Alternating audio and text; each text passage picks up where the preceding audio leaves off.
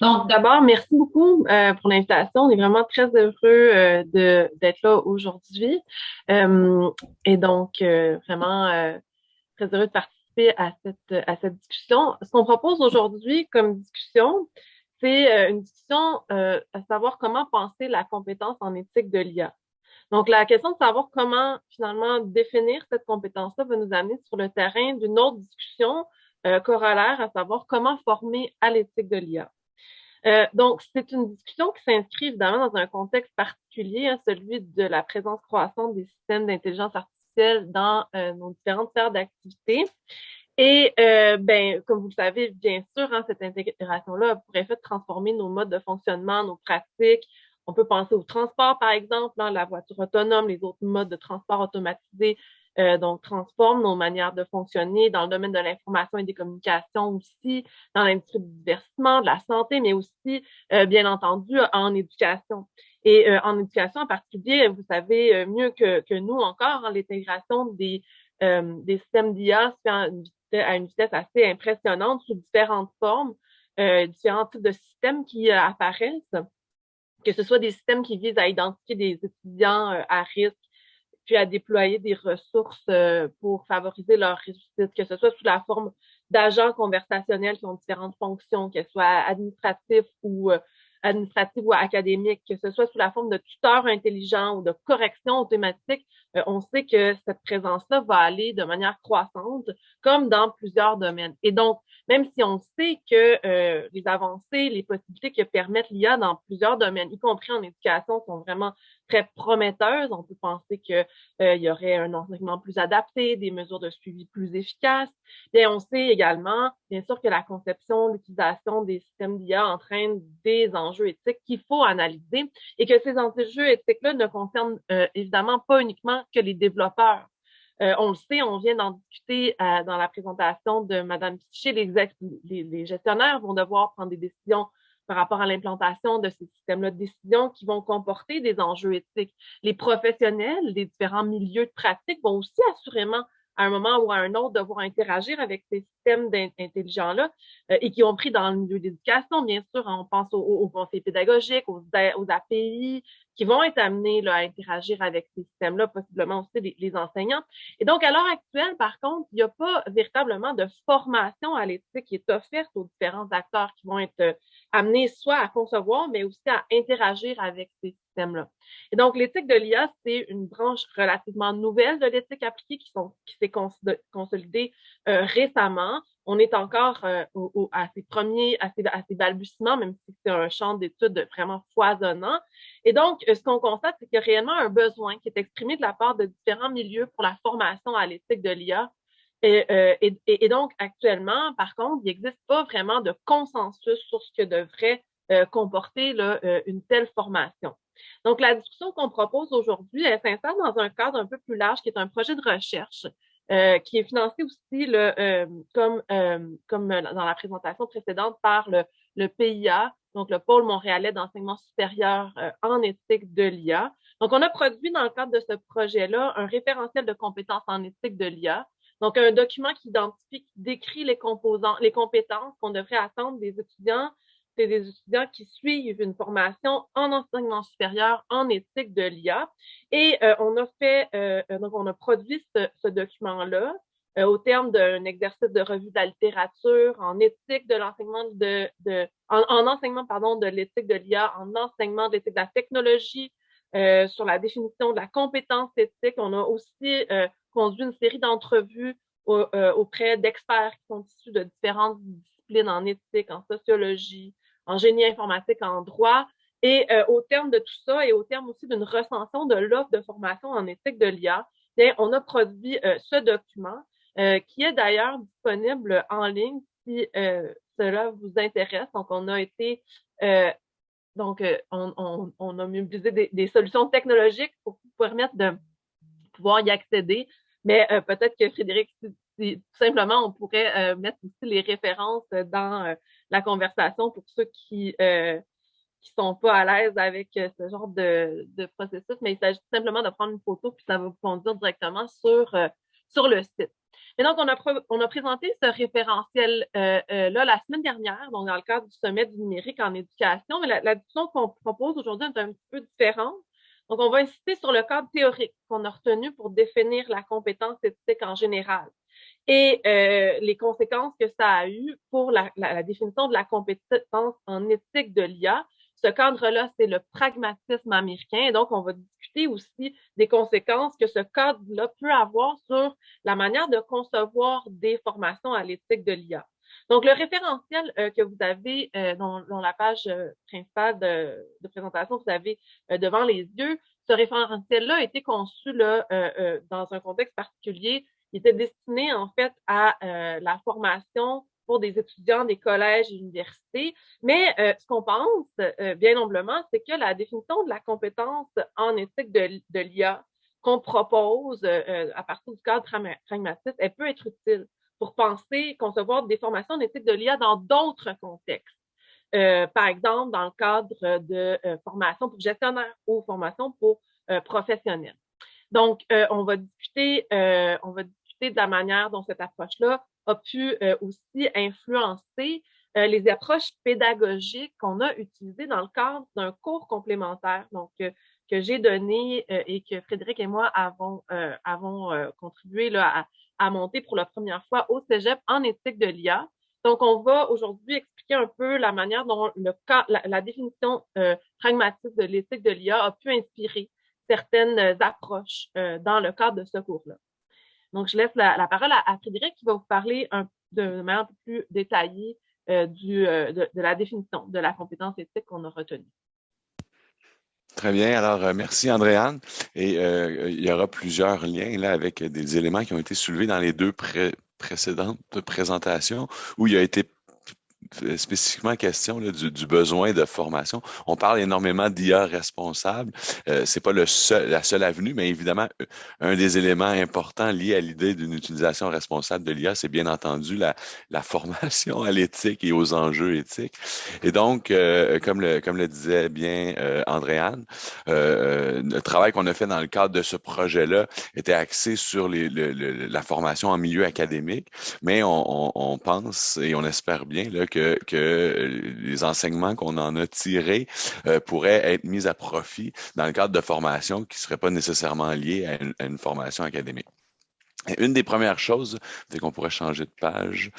Donc, juste pour vous donner une idée là, une vue d'ensemble du référentiel, pour pas s'enfarger dans les termes, là, la compétence en éthique de l'IA, à cause du modèle qu'on a utilisé, là, dont je vais parler dans quelques instants, c'est divisé en 3 composantes.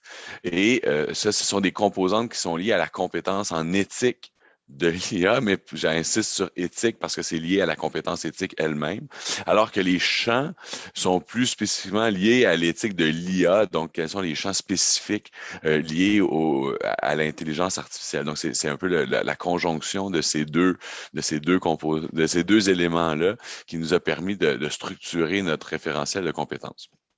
Mais j'en dis pas plus, on peut passer. Une des premières choses un des premiers problèmes auxquels on a été confrontés, c'est pour définir la compétence en éthique de l'IA, ben c'était bien entendu de définir la compétence en éthique elle-même. Là. Donc, qu'est-ce qu'on fait exactement quand on forme quelqu'un pour que cette personne-là soit compétente en éthique? Et on a véritablement été confronté à 2 limites. Là. La première limite, c'est, nous on est des profs de philosophie, là. J'enseigne la philosophie comme Andréane au Cégep André-Laurando. Je suis professeur associé à l'École des médias de l'UQAM aussi. C'est l'idée d'utiliser des approches théoriques classiques où on présente les grands auteurs en éthique, puis après ça, on essaie d'appliquer ça à des situations particulières. Mais il y a des problèmes là, liés au manque d'ancrage, finalement, dans des situations spécifiques ou dans un contexte particulier. Et ce type de démarche-là, qui est souvent celle qui est privilégiée dans les cours de philosophie classique, ben, elle s'adapte peu aux enjeux spécifiques qui sont liés, puis à des contextes de formation qui sont tout à fait différents là, des cours de philosophie classique. Peut-être même, pour le dire là, très brièvement, ça nous a même amené à repenser la façon dont on enseignait nos propres cours nous-mêmes. Mais bon, ça, c'est une autre question. Une autre approche qui est souvent associée au développement de la compétence, enfin, au traitement des questions éthiques, c'est le deuxième élément.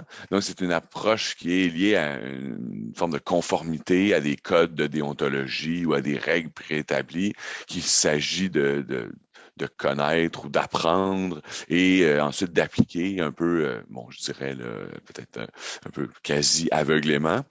Et donc là, ici, on fait totalement fi de l'aspect réflexif de la compétence éthique, la capacité à saisir des situations, à comprendre leur complexité, comprendre les tensions qui, en différentes valeurs ou en différentes normes, différents principes, et à pouvoir réfléchir à ces situations-là, notamment dans des contextes spécifiques.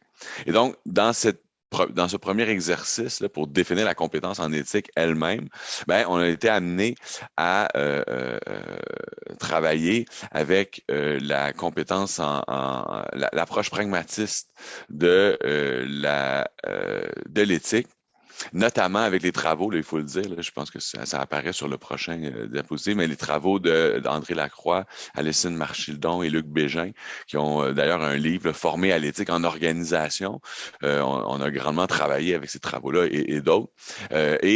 Pour le dire là, le plus simplement possible, c'est une approche pragmatiste et non pas pragmatique, parce que c'est le lien étant avec le pragmatisme américain, qui est un courant de pensée philosophique qui, on en parle dans le référentiel, là, est notamment caractérisé par trois grandes caractéristiques. Bon, il existe toutes sortes de débats, là, puis il y a plusieurs auteurs dans ce mouvement de pensée-là, puis il y a des débats à l'interne, tout ça nous intéresse peu dans le cadre de ce travail-ci, mais là, vous les voyez, l'antifondationalisme, l'antidualisme, il y a une faute, et l'antiscepticisme, pardon pour la coquille.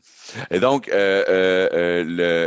l'antifondationalisme, c'est cette idée qu'il n'existe pas de vérité fixe et absolue qu'il s'agirait de connaître une fois pour toutes et ensuite qu'on pourrait appliquer, mais que toutes nos connaissances, toutes toutes les vérités sur lesquelles on fonde notre action sont susceptibles d'être remises en question, sont susceptibles d'être réexaminées et d'être questionnées.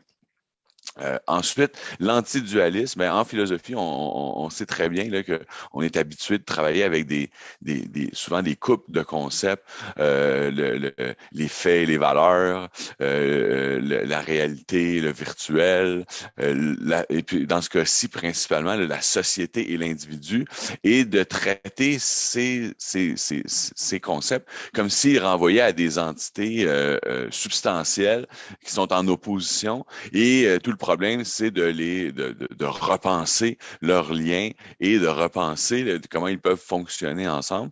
L'approche pragmatiste rejette ce type de dualisme-là pour penser des continuités en réalité, puis comme un continuum entre ces oppositions-là. Évidemment, elles renvoient à quelque chose qu'on peut les faire parce que ça nous est utile pour réfléchir aux situations dans lesquelles on est inclus, mais il ne faut pas réifier ces oppositions pour en faire des réalités substantielles irréconciliables. Puis à ce moment-là, on s'engage dans des débats un peu stériles qui sont peu intéressants. Et finalement, l'antiscepticisme, et ça c'est assez intéressant, c'est le pendant de l'antifondationalisme. Dans l'antifondationalisme, on dit il n'y a rien qu'on ne peut pas remettre en question, mais s'il n'y a rien qu'on ne peut pas remettre en question, on ne peut pas tout remettre en question en même temps non plus. On est toujours en train de réfléchir à partir d'une certaine base, d'un certain horizon, à partir duquel on doit en fait réfléchir pour remettre en question certaines choses et pouvoir réfléchir aux principes qui sont mobilisés. Et donc, pour revenir là, au sujet de notre discussion, quand vient le temps de penser à la compétence éthique, bien, vous voyez ici dans les encadrés là, qui sont tirés du référentiel celle de compétences. L'approche pragmatiste met l'accent sur certaines choses qui nous apparaissent particulièrement intéressantes pour penser l'aspect réflexif de l'éthique et penser la compétence en éthique elle-même. Donc, je vais y aller brièvement, il y a beaucoup de textes, là, mais le premier élément, c'est principalement qu'on définit la compétence éthique comme étant être compétent. Il était question plus tôt, là, la première présentation, que finalement, l'éthique, c'est pas quelque chose qu'un une connaissance qu'on acquiert une fois pour toutes, mais c'est quelque chose qu'on se forme et qu'on développe et qu'on travaille continuellement. Donc, il est question d'être compétent en éthique et non pas d'avoir la compétence éthique. C'est pas quelque chose qu'on possède une fois pour toutes, mais c'est quelque chose qu'on développe continuellement dans une formation, notamment dans une formation tout au long de la vie. Ensuite, la définition qu'on a adoptée de la compétence éthique, ben, elle présuppose une interaction constante puis une coévolution constante entre l'individu et son milieu, et donc qui évite, là, j'en parlais dans l'antidualisme, c'est l'opposition qui est parfois celle entre la société ou la collectivité et l'individu. On met l'accent sur le côté volontaire. Donc, au-delà de la connaissance, l'aspect cognitif, il y a aussi un aspect conatif, c'est-à-dire que la compétence éthique, elle mobilise un aspect de volontaire et d'engagement. Et finalement, tout ça se situe dans l'idée de situation éthique, c'est-à-dire que la compétence éthique, elle ne peut se déployer que dans des situations éthiques particulières où les enjeux sont liés à des situations spécifiques et à l'analyse de situations réelles qui mettent en tension différents enjeux et différents principes. Et donc, c'est partant de cette définition ou cette approche pragmatiste de l'éthique qu'on a pu, on va le voir à la diapositive suivante, bon, il y a la référence dont je vous parlais tantôt, ben, identifier trois composantes de la compétence éthique. Là, ça devient particulièrement intéressant, je crois. Être en situation éthique, savoir agir en situation éthique et interagir en situation éthique. Donc, d'abord, il faut pour développer la compétence éthique, il faut développer ce qu'on a appelé aussi par ailleurs la sensibilité éthique, donc la capacité à voir qu'il existe des tensions éthiques ou des problèmes éthiques là où il y en a, parce que si on ne peut pas les voir, bien évidemment, on peut pas y réfléchir ou on peut pas agir sur ces problèmes-là. Ensuite, pour y aller un peu dans les grandes lignes, savoir agir en situation éthique, on fait plutôt appel aux capacités réflexives ou à la limite aux capacités cognitives. Donc, avoir l'outillage conceptuel nécessaire pour comprendre, saisir, mesurer l'ampleur des enjeux liés à l'éthique et finalement, sans surprise, interagir en situation éthique. Ben, les situations éthiques sont particulièrement propices à l'interaction, au débat, à la discussion. Et comme vous le voyez là, dans le graphique, les flèches, ils vont dans tous les sens. C'est-à-dire qu'il n'y a pas de gradation ou il n'y a pas d'ordre de priorité. Ce sont trois composantes de la compétence éthique qui se répondent les unes les autres et qui, parfois, on va entrer en situation éthique par l'interaction, parfois, on va entrer par l'utilisation d'un concept qui a été développé dans un contexte, dans un autre contexte. Parfois, ce sera à cause de l'éveil à une sensibilité ou à un problème éthique particulier. Mais ces trois composantes-là doivent être développées conjointement pour que la personne qui est formée à l'éthique puisse être compétente en éthique. Et donc, on pense que ce modèle-là qui traite de la compétence éthique en général est particulièrement approprié pour penser la compétence en éthique de l'IA. Je ne vais pas nécessairement, il faudrait changer la page si c'est possible. Et donc, je ne vais pas relire ça, mais vous comprendrez très bien que pour définir dans notre référentiel la compétence en éthique de l'IA, on a repris ces trois composantes de l'éthique-là, mais en adaptant finalement le libellé de chacune des composantes en fonction des systèmes d'IA qui vont être utilisés dans les différents contextes. Et donc, voilà pour cela.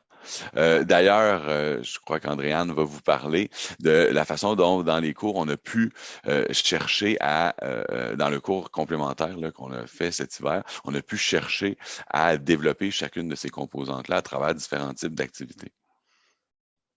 Oui, mais merci Frédéric. Ben, je vais rebondir là-dessus. Effectivement, on a essayé avec différents types d'activités pédagogiques de mobiliser ces différentes composantes de la compétence en éthique de l'IA, on a utilisé beaucoup de mise en situation. Donc, évidemment, l'approche pragmatique qu'on a utilisée, qu'on a adoptée pour définir la compétence éthique, exige en fait que on traite pas les enjeux éthiques de manière abstraite ou décontextualisée. Donc, on est vraiment parti de situations concrètes et on a essayé d'éveiller la sensibilité éthique des étudiants en leur proposant d'évaluer des situations qui étaient liées à leur propre expérience avec des systèmes d'intelligence artificielle. Par exemple, on les a amenés à réfléchir sur leur utilisation des réseaux sociaux, dans lesquels il y a évidemment des systèmes de recommandation qui vont leur proposer du contenu.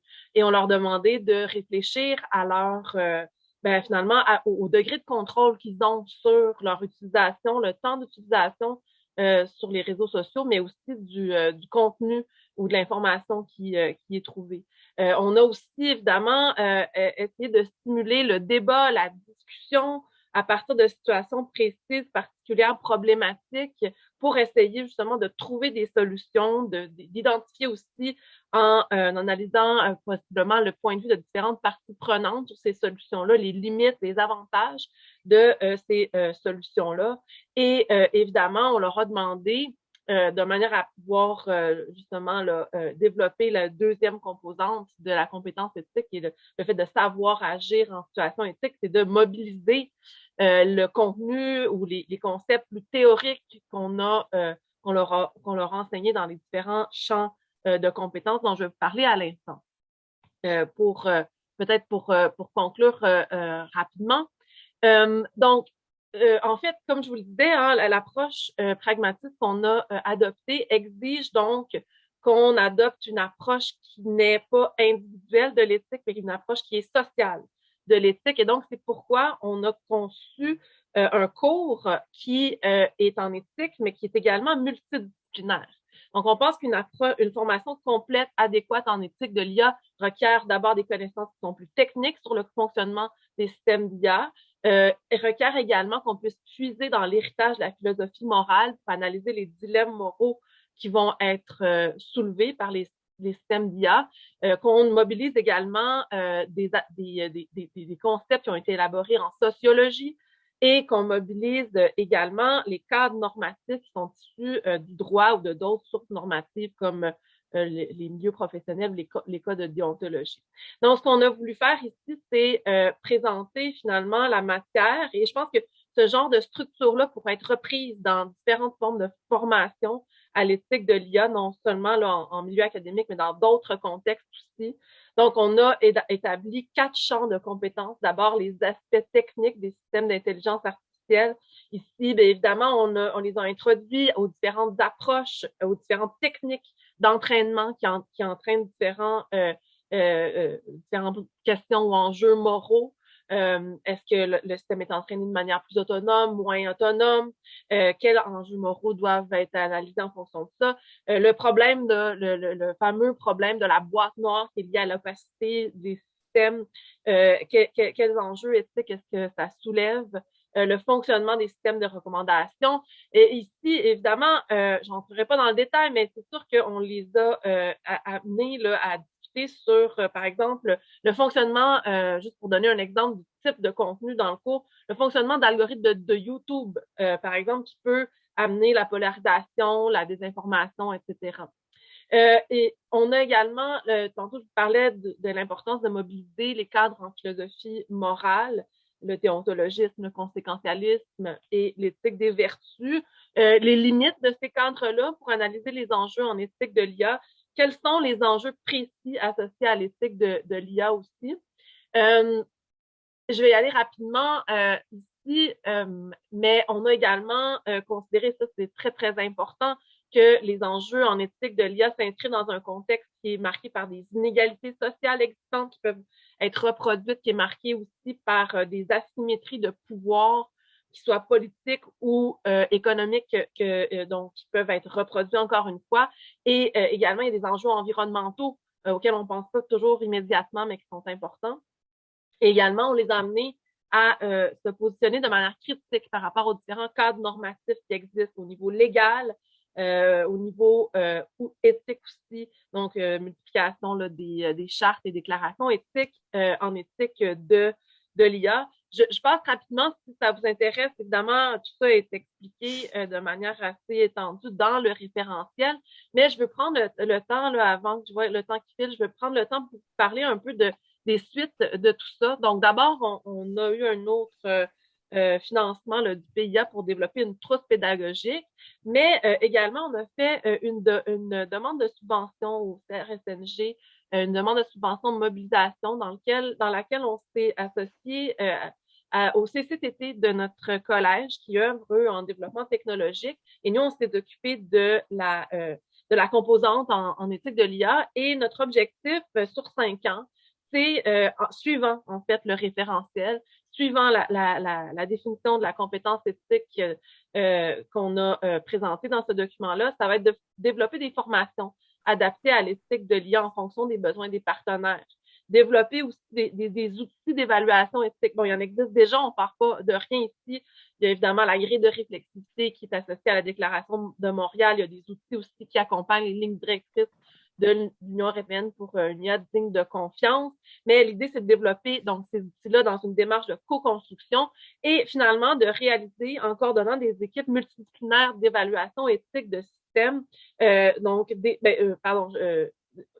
avec des équipes multidisciplinaires, on va conduire des évaluations éthiques de systèmes particuliers.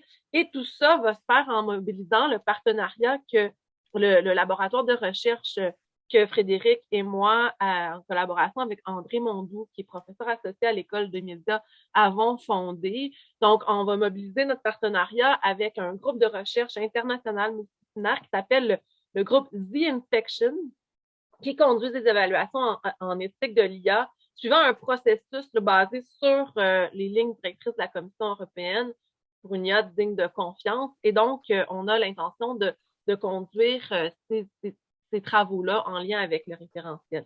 Je ne sais pas si tu voulais ajouter quelque chose. Peut-être juste pour conclure, simplement, dire, ben, il y en a été question plus tôt, tous les milieux, et notamment le milieu de l'éducation, on ressent ce besoin de réflexion et de formation à l'éthique de l'IA. Et donc, ben, nous, c'est le type de travaux qu'on veut mener, le type de projet qu'on veut développer.